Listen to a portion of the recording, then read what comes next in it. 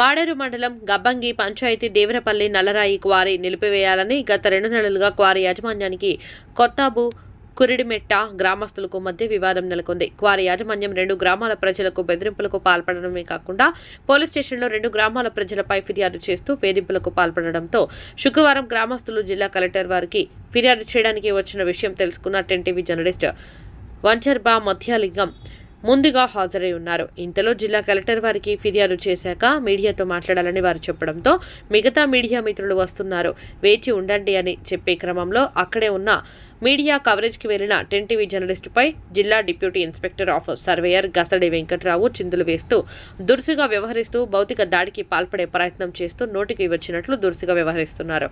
ఇంతలో మిగతా మీడియా మిత్రులు అదే సమయంలో అక్కడికి చేరుకొని సముదాయించే ప్రయత్నం చేస్తున్నా మీడియా అంటే నాకేంటి, సమస్య నా పరిధిలోకి వస్తుంది, మీకేంటి అంటూ మరింత రెచ్చిపోయారు. మిగతా మీడియా మిత్రులు ఓరెంత వాగ్వాదానికి దిగవడంతో అక్కడ నుండి జారుకున్నారు. కాగా విధి నిర్వహణలో ఉన్న 10 టీవీ జర్నలిస్టుపై దురుసుగా వ్యవహరిస్తూ భౌతిక దాడికి ప్రయత్నం చేసిన గసడా వెంకట్రావుపై కఠినంగా చర్యలు తీసుకోవాలని డిమాండ్ చేస్తూ పాడేరు పోలీస్ స్టేషన్లో 10 టీవీ జర్నలిస్టు ఫిర్యాదు చేశారు.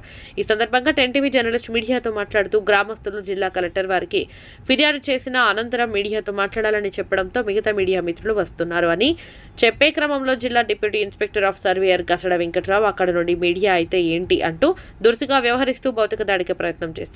ఇంతలో మిగతా మీడియా మిత్రులు రావడంతో నోటికి వచ్చినట్టు మాట్లాడుతూ అక్కడ నుండి వెళ్లిపోయారు. కాగా వీధి నిర్వహణలో ఉన్న జర్నలిస్టుపై దురుసుగా వ్యవహరించిన వారిపై కఠిన చర్యలు తీసుకోవాలని పోలీస్ స్టేషన్లో ఫిర్యాదు చేయాలని ఆయన అన్నారు. కాగా మీడియాపై చిందులు వేసిన వారిని కఠినంగా శిక్షించాలని జర్నలిస్టు సంఘాలు డిమాండ్ చేశారు.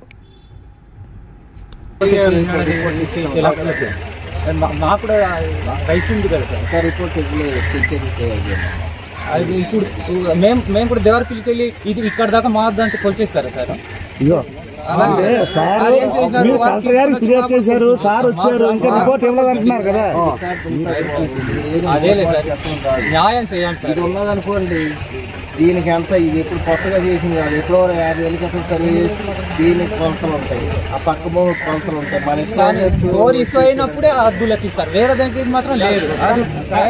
కోరి కోసం అద్దుల కోసం అద్దులు కూడా రికార్డు స్టాండర్డ్ గా ఉంటుంది ఉండాలి సార్.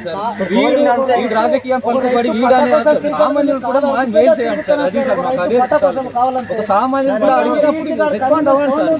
మాకు ఏ గ్రౌండ్ లేదు, రాజకీయ పలుకుబడి లేదు సార్. ఒక రైతులు సార్, మాకు కూడా బతకనివ్వండి సార్.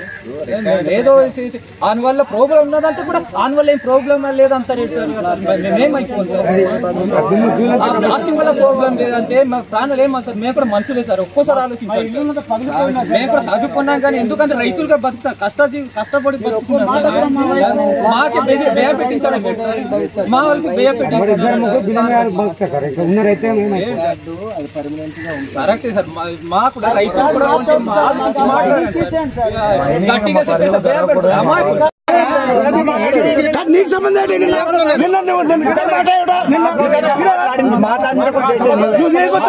నీకు సంబంధం సమస్యలు చెప్పినప్పుడు చేసావు.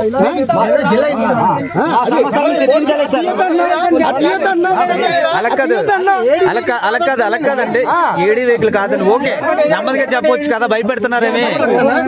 ఏం తీస్తున్నావు, ఎందుకని మాట్లాడుతున్నారు? ఒక 10 టీవీ మాట్లాడతారా మీరు? ఇక్కడ వచ్చి మెటల్ లీడ్ ఎక్కడ సార్, అనకాబాద్కి లీడ్ ఇస్తారు, మీరు ఇక్కడ అక్కడ లీడ్ చేసి ఇక్కడ రాయాల తోలుతున్నారు. అక్కడ మైనింగ్ చెప్పండి, అవన్నీ అవుతాయి అంటే చెప్పారు. అదే సార్, మాకు అలా కాదు సార్, నాకు భయపెడుతున్నారేంటి?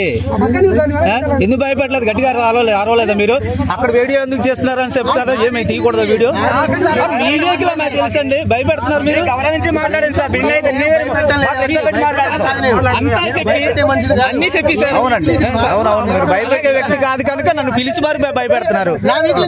ఇలా రా అన్నారు మీరు, కొట్టు మరి. సరే సరే, ఇలా రా అన్నారు కదా, ఎందుకు అనలేదు? మీరు అన్నారు, నేను తప్పుగా మాట్లాడలేదు, మీరు అన్నారు. ఎంతమంది ఉన్నారు? అవకాశం ఉంది కానీ మాట్లాడకూడదు.